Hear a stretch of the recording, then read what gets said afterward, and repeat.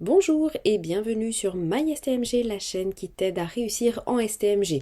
Aujourd'hui, zoom sur le diagnostic stratégique interne, petit rappel de cours et conseils méthodologiques pour le réussir à tous les coups.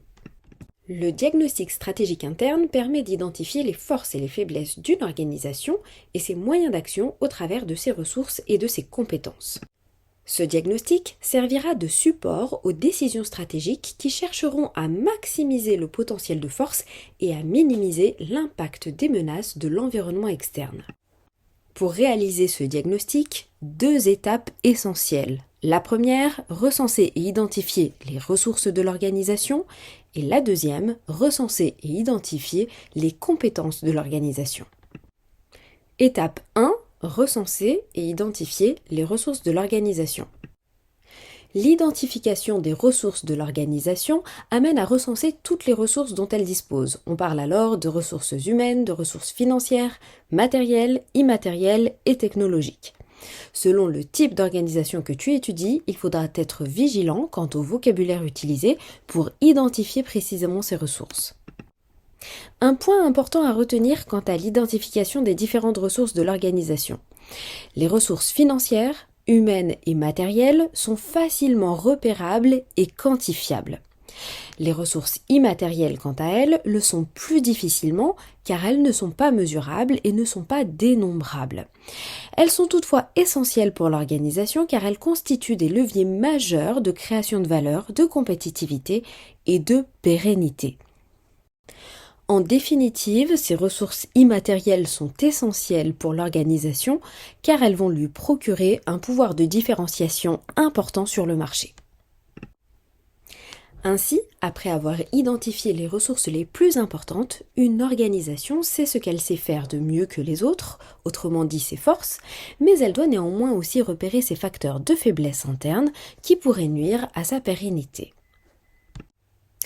Une fois que tu as recensé l'ensemble des ressources importantes de l'organisation, tu es en mesure de les classer dans le diagnostic stratégique et d'identifier les ressources qui constituent une force et celles qui constituent une faiblesse.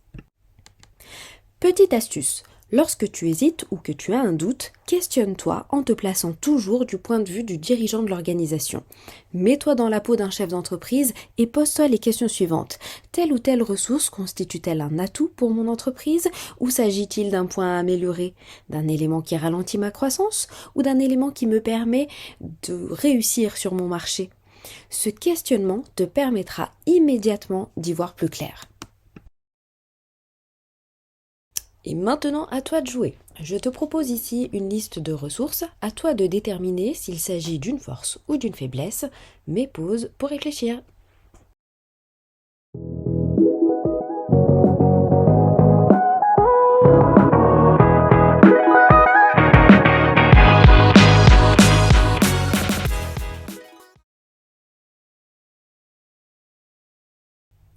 Étape 2. Recenser et identifier les compétences de l'organisation. Les ressources seules ne suffisent pas à générer un avantage concurrentiel. En revanche, c'est la façon dont l'organisation va utiliser ces ressources et va les gérer qui va faire la différence. Les compétences sont la capacité à mobiliser et à combiner au mieux des ressources en vue d'atteindre un objectif. Le diagnostic permet d'identifier plusieurs types de compétences. Premièrement, les compétences professionnelles qui correspondent au savoir et au savoir-faire individuel des salariés. Deuxièmement, les compétences organisationnelles qui résultent de la maîtrise des processus internes de la gestion, de la qualité et des process d'innovation. On va donc retrouver tout ce qui est règles, normes de fabrication, les brevets, la recherche et développement, etc. Et troisième et dernier type de compétences, les compétences commerciales qui correspondent aux relations avec les partenaires, avec les fournisseurs et avec les distributeurs. C'est donc ainsi que l'organisation va pouvoir définir sa stratégie. L'organisation va s'appuyer sur ses forces pour faire évoluer ses activités et consolider son avantage concurrentiel. Aussi, l'organisation tentera de réduire ses faiblesses et pourra développer de nouvelles activités en s'appuyant sur ses compétences distinctives. Mais qu'est-ce qu'une compétence distinctive ? Une compétence distinctive est une compétence clé de l'entreprise qui lui permet de se démarquer avantageusement de la concurrence. Le diagnostic stratégique interne permet de mettre en évidence les compétences distinctives qui procurent à l'organisation un avantage concurrentiel. Une compétence distinctive requiert une combinaison complexe entre plusieurs ressources, ce qui la rend plus difficile à constituer et à imiter par la concurrence. Et tout de suite, place aux erreurs fréquentes et aux conseils pour réussir ton diagnostic stratégique interne.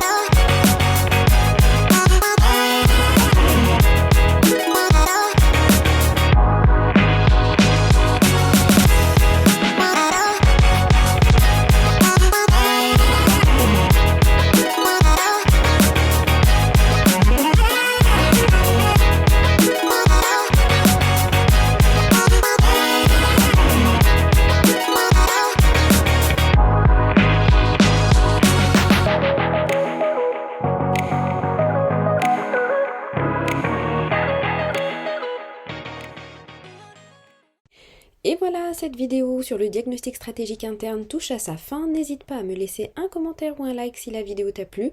Pour plus de cours et de conseils sur le management en STMG, abonne-toi et à très vite.